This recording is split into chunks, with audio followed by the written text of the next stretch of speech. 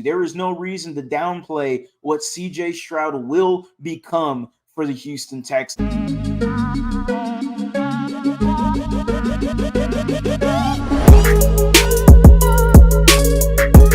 What is going on, everybody? Welcome back to a brand new episode of The Lead. Your host, as always, Harley Dugan. We're going to get into this CJ Stroud conversation, what he did and the takeaways from week 2 in preseason. There's a lot to like with CJ Stroud. Don't get it twisted.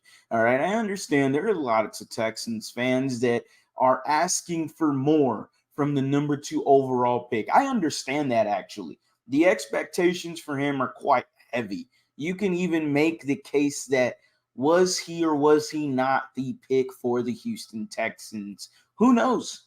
We don't know. And to be quite frank, I do not give a damn.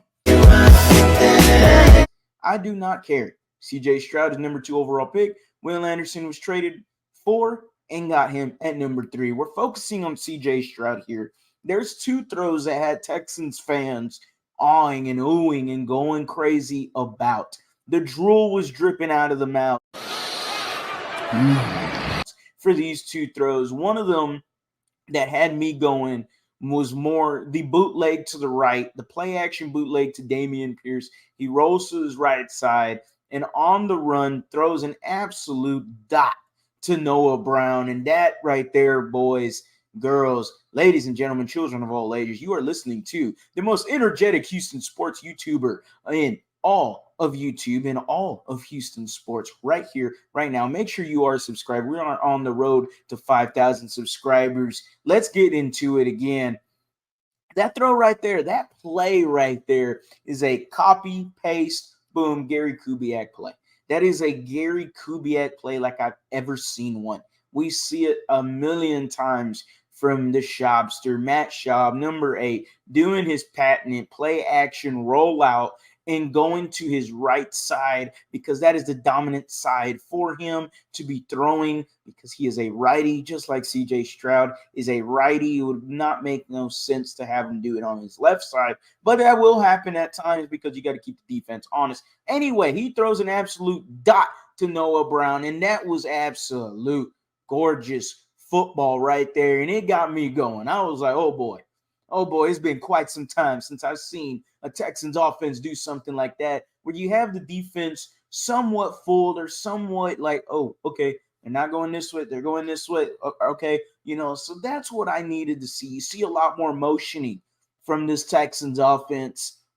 I believe John Crumpler, if you're not following him, make sure you are. He put out a thing from some of the stuff that he saw, took up like a tally percentage, whatever you want to say, about the motions, how many times Nico Collins played in the slot. And then there was one more. I'm going to have the tweet. I'm probably having the tweet right now as I'm editing. But CJ Stroud not only had that gorgeous throw, but he had a second one as well.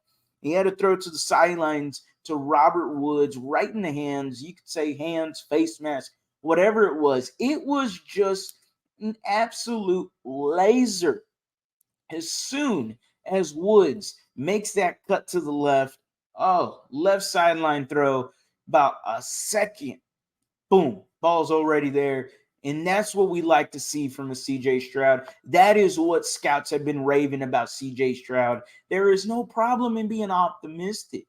There's nothing wrong with it. Why do we have to continue to throw these heavy expectations? I get it. He's a number 2 overall pick. But I'm also just happy right now. I'm so optimistic about this Texans team. And sure, optimism's not going to get you very far. But in the case of the last 2 years, I'm trying. We are all trying to see what the Texans are going to do this year. Sure, the game was absolutely horrendous. But CJ Stroud had himself a drive. To downplay that drive just because, well, he's a number 2 overall pick and his expectations are heavier than anybody else. I look like Skip Bayless with this pen. I'm spilling. I'm overflowing. I'm spewing. I'm unleashing. His expectations are heavier than anybody else. He should do more. We need touchdowns. I get that. I have no problem with it. All right, he got himself a field goal. Should have got a touchdown on that pick from Denzel Perryman. But, hey, things happen. At the end of the day, CJ Stroud is going to be your QB1, whether you like it or not. And I have full confidence that this man within this system and a fully healthy offensive line, a Tank Dell lining up at wide receiver, and a few other things sprinkled across, that I think this offense can progressively get better as the season goes along. We saw it from OTAs to training camp to joint practices to now the second week of the preseason game. Compare both of them, it's night and day. Sure, he only had 4 passing attempts, 2 for 4 interception. This week, 7 for 12, 60 passing yards, no interceptions, no touchdowns as well. But hey, corrects his mistakes. Looks good on 2 throws that were absolutely amazing. Had himself a drive that showed you why the Texans took him at number 2. There is no reason to downplay what CJ Stroud will become for the Houston Texans. As always, guys, go Astros, go Rockets, go Texans. You have a blessed day.